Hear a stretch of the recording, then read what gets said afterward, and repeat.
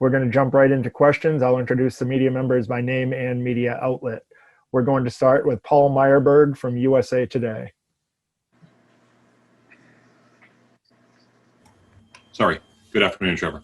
I know your story isn't quite finished, Trevor. You got another chapter to write as you move forward in your college career. But if you could take a moment to think back across your almost 3 years, what legacy do you think you're going to leave at Clemson and in college football, and what would you want it to be if you could define it yourself?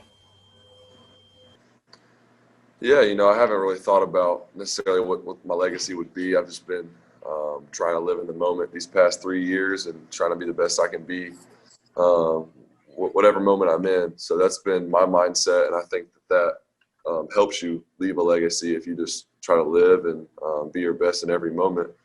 But, at the end of the day, I just want people to say I want people to speak to my character more than the type of player I am or I was or whatever. I want to just be a good person, and I think that's the number one goal for me. And then obviously the play and all the accolades, all that stuff kind of will eventually speak for itself. And but that's really not the main thing for me. Is just being a good person, being a good teammate. I hope that's what people say about me whenever I leave here. All right, next question, Stephen Means from Cleveland.com. Hey, Trevor, just going back to your recruiting days, when I know the stars and stuff probably don't matter at this point, but when you're going through the recruiting process and you're a guy as highly rated as yourself, and when quarterback recruiting is so different and you have to care about who's in the room, do you have to worry about that element of it as much as maybe some other guys would, as what type of caliber players are going to be in that room with you when you're trying to win a job? That was something for me, was kind of a secondary thought. I think that has to be a small part of everyone's process on where they go to school. Just you got to have the opportunity to be able to play.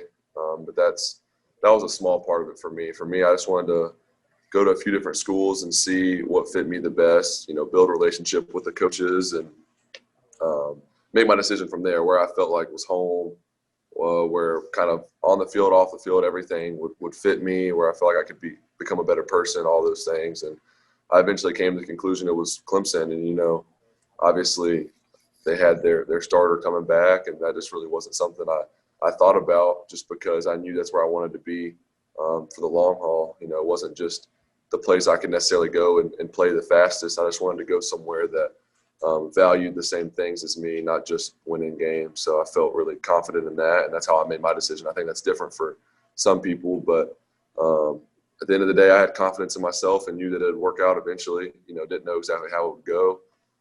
Didn't even necessarily know that it would, I'd have so much success so early, but just kind of trusted it and trusted myself and my decision and stuck with it. With quick follow-up on that, were you shocked at how much turnover the room had between your first couple of years here? Yeah, it's definitely been, I've seen a lot of guys come through. Obviously, there's a few guys that transferred when I first came in just for different reasons. But so that room changed pretty quickly. What I thought I was stepping into was different than what it was when I got here. And then obviously Kelly after the, spring and fall. And then after that, it was Chase went to Duke now, and that's one of my best friends, and we're still super close. So it's changed a lot. Now we got DJ and Tyson and Hunter Helms and all those guys in there. Patrick McClure, who was in there now, medically can't play, so he's helping coach now. So it's just there's been a lot of change, but we all have a great relationship. We've made it work regardless of who was in there, but definitely seen a lot of turnover, and it's been good for me to just get to know a lot of different people and just try to be a good teammate best way I can. Next will be Josh Needleman from the Charleston Post and Courier. Hey, Trevor. I know you said a minute ago you don't really try not to consider your legacy as you try to live in the moment day by day, but is it cool to think about the We Want to Play movement back in the summer, you playing a big role in that, and it might have influenced public opinion to the point where the season, did go on and has almost gotten to the finish line like we are now? Yeah, it's cool to be a part of something like that. It wasn't just me. It's kind of my name gets thrown on the headline, the label of everything, but definitely wasn't just me. I probably didn't even do most of the work. So, but it's cool to be a part of that, and I think we'll look back on that as a pretty cool moment. And kind of a turning point. And honestly, I think it gave a lot of people some opportunities, which was kind of the goal. This game means a lot to a lot of people, and I think that playing this year helps a lot of people a lot. I mean, you think about one of our receivers, Cornell Powell, fifth-year senior, hadn't played a ton up until this point, and this was kind of his year. That he had a really good spring and fall camp, and this was kind of, he's expecting this to be his year to really prove himself. And without a season, I mean, he's in a whole different situation. He just got invited to the Senior Bowl. He's had a great year, been a great teammate, and without a season, that changes a lot for him. That's just one example. So hopefully, playing this year has helped a lot of people, and it's been worth it. I think it's been a success. If you look at how kind of 2020 has gone, I think this has been a success, as much as it could be. We'll go to Scott Rabelais from the New Orleans Advocate.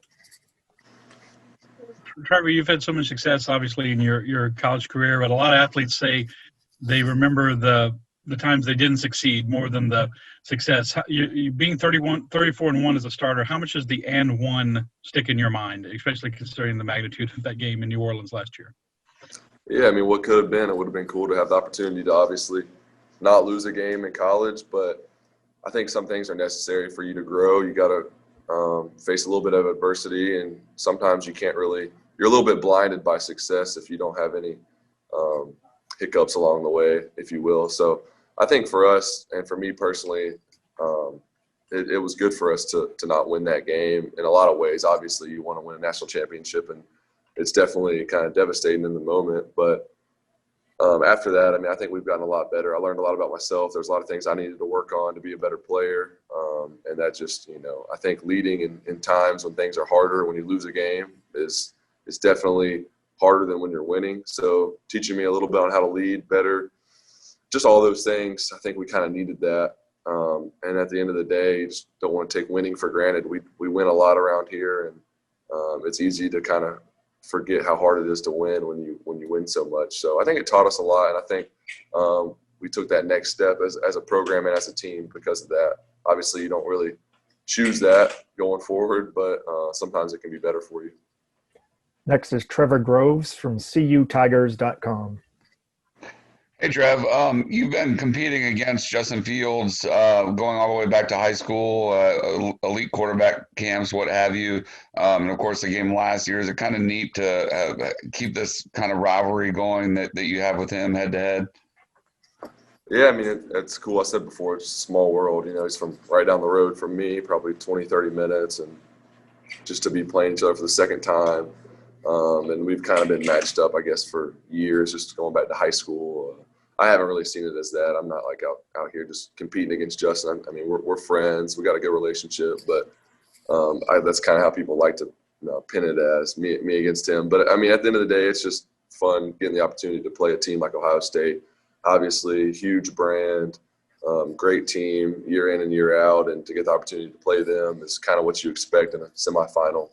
They're playing the best of the best, so we're excited for that opportunity. But it does make it cooler that the guy on the other sideline is from right down the road from me. So it's pretty cool. Obviously, we played him last year. It was a crazy game, but definitely looking forward to it.